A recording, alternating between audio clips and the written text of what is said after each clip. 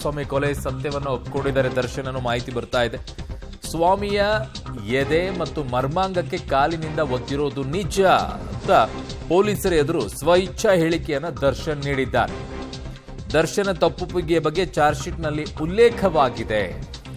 So ಹಾಗಾಗಿ ದರ್ಶನ್ ತಪ್ಪೊಪ್ಪಿಗೆಯಿಂದಾಗಿ ಈಗ ಅವರಿಗೆ ಈ ಪ್ರಕರಣದಲ್ಲಿ ಏನಾದರೂ ಕಡಿಮೆ ಆಗಿಬಿಡುತ್ತಾ ಶಿಕ್ಷೆ ಪ್ರಮಾಣ, ಅಥವಾ ಅವರು ತಪ್ಪು ಮಾಡಿದ್ದಾರೆ ಅನ್ನುವಂಥದ್ದನ್ನು ಅವರೇ ಒಪ್ಕೊಳ್ಳುವಂಥದ್ದೇ ಆದರೆ, ಅದರಿಂದನೇ ಸಾವಾಯಿತು ಅನ್ನುವಂಥದ್ದಾದರೆ ಅದಕ್ಕೆ ತಕ್ಕಂತೆ ಶಿಕ್ಷೆಗಳು ಏನಿದೆ ಅದನ್ನು ಕೋರ್ಟ್ ತೀರ್ಮಾನ ಮಾಡುತ್ತೆ.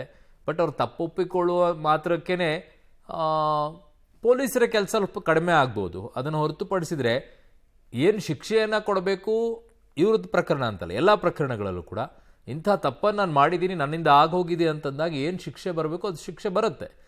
ಈ ಕೊಲೆ ಪ್ರಕರಣದಲ್ಲಿ ಮರಣದಂಡನೆಯೂ ಇದೆ, ಜೀವಾವಧಿ ಶಿಕ್ಷೆನೂ ಇದೆ, ಜೊತೆಗೆ ದಂಡವೂ ಕೂಡ ಇದೆ. ಸೊ ಹಾಗಿದ್ದಾಗ ಮರಣದಂಡನೆ ಬರುತ್ತಾ, ಜೀವಾವಧಿ ಬರುತ್ತಾ, ಇವೆರಡರಲ್ಲಿ ಬರುತ್ತೆ ಬೇರೆ ಪ್ರಕರಣಗಳೆಲ್ಲ ಕಂಪೇರ್ ಮಾಡಿದಾಗ. ಈ ಪ್ರಕರಣದಲ್ಲಿ ಇವರು ತಪ್ಪೊಪ್ಪಿಕೊಂಡಿರೋದ್ರಿಂದ ಕೋರ್ಟ್ ಹೇಗೆ ನೋಡುತ್ತೆ ಅನ್ನುವಂಥದ್ದನ್ನು ನೋಡಬೇಕಾಗಿದೆ. ಇವರ ಪಾತ್ರ ಏನು, ಇವರು ಎದೆಗೆ ಒದ್ದಿರೋದು ಮರ್ಮಾಂಗಕ್ಕೆ ಒದ್ದಿರೋದ್ರಿಂದ ಅದರಿಂದನೇ ಸಾವಾಯ್ತಾ, ಅದು ಡೆತ್ ರಿಪೋರ್ಟ್ನಲ್ಲಿ ಗೊತ್ತಾಗುತ್ತೆ. ಅದಕ್ಕೂ ಇದಕ್ಕೂ ನೋಡುತ್ತಾರೆ, ಅದಕ್ಕೆ ತಕ್ಕಂಗೆ ಸಾಕ್ಷ್ಯಗಳು ಬೇಕಾಗುತ್ತೆ.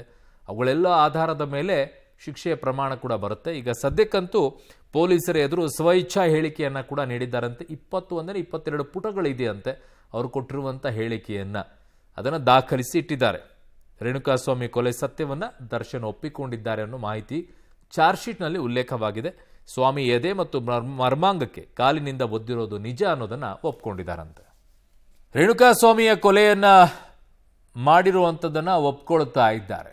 ಅವ್ರು ಹೇಳ್ತಾ ಇರೋದು ಕೊಲೆ ಮಾಡಿರೋದು ನಾನೇ ಅನ್ನುವಂಥದ್ದಲ್ಲ, ನಾನು ಎದೆ ಭಾಗಕ್ಕೆ ಮರ್ಮಾಂಗಕ್ಕೆ ಕಾಲಿನಿಂದ ಒದ್ದಿರೋದು ನಿಜ ಅಂತ ಹೇಳಿ. ಕೊಲೆ ಕೇಸ್ನಲ್ಲಿ ದರ್ಶನ್ ವಿರುದ್ಧ ಚಾರ್ಜ್ ಶೀಟ್ ಸಲ್ಲಿಕೆ ಏನಿದೆ